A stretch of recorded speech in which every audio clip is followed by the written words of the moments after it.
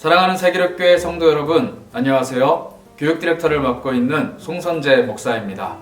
성경 통독 꾸준히 그리고 열심히 잘 하고 계신지요?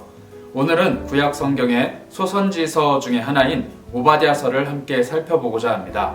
이 깊어가는 가을날 오바댜서가 전하는 하나님의 말씀을 묵상하며 하나님의 깊은 은혜를 함께 누리시길 바랍니다. 오바댜서는 구약 성경 66권 중 가장 짧은 분량을 가지고 있는 책입니다. 그러나 21절의 짧은 메시지임에도 불구하고 그 속에 담겨있는 하나님의 말씀의 풍성함은 매우 넓고 깊습니다.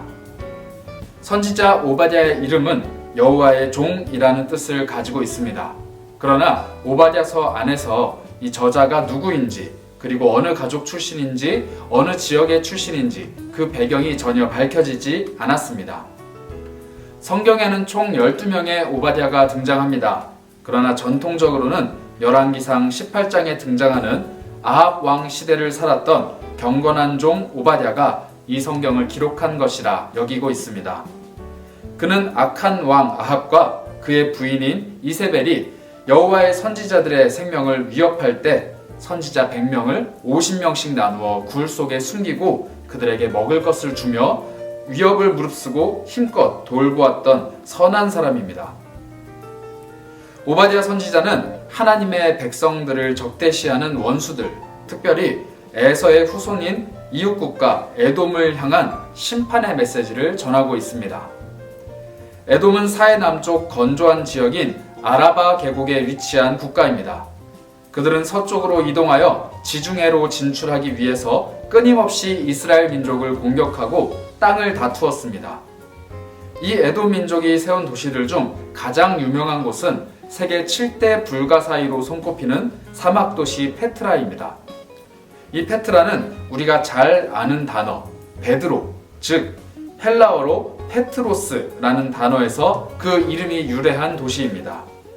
다시 말해 큰 바위, 암석산을 깎고 그 암벽을 파서 만든 천연의 요새였습니다.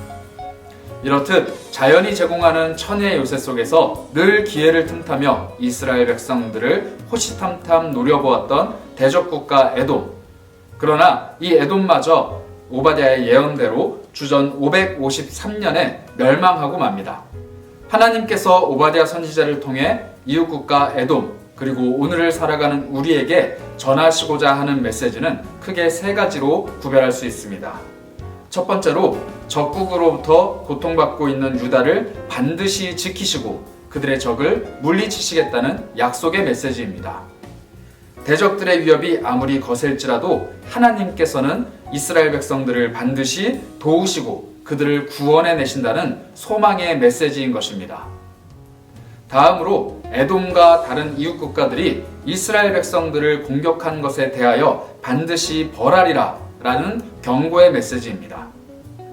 에서의 후손인 에돔은 동생 야곱의 후손인 이스라엘과 먼 형제관계였습니다. 그러나 그들은 형제지간임에도 불구하고 이스라엘을 대적하고 공격하기까지 하였습니다. 이러한 사실에 대해 하나님께서는 반드시 책임을 묻고 심판하시겠다 말씀하고 계십니다. 마지막으로 오늘을 살아가는 하나님의 백성들도 이스라엘 백성들과 동일하게 대적으로부터 그리고 인생의 여러 가지 굴곡으로부터 반드시 지키겠다는 소망의 메시지를 전하고 계십니다. 우리의 삶에도 에돔과 같이 우리의 발걸음을 걸려 넘어지게 하는 여러 걸림돌이 있습니다.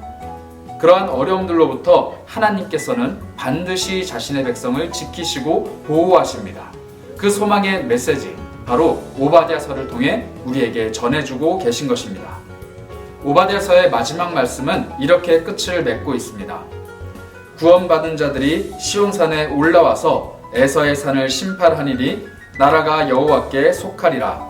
아멘. 하나님께서는 자신의 백성들이 받는 고난과 역경을 절대로 간과하지 않으십니다. 반드시 기억하시며 갚으시고 위로하시는 분, 결코 잊지 않으시고 흘려넘기지 않으시는 분, 언제나 정확하신 하나님의 은혜, 깊고도 풍성하신 하나님, 그 하나님을 향한 소망을 오바댜서 말씀을 통해 마음에 품고 삶에서 체험하는 세계로 무별 여러분들이 되시길 주님의 이름으로 간절히 축복합니다. 감사합니다.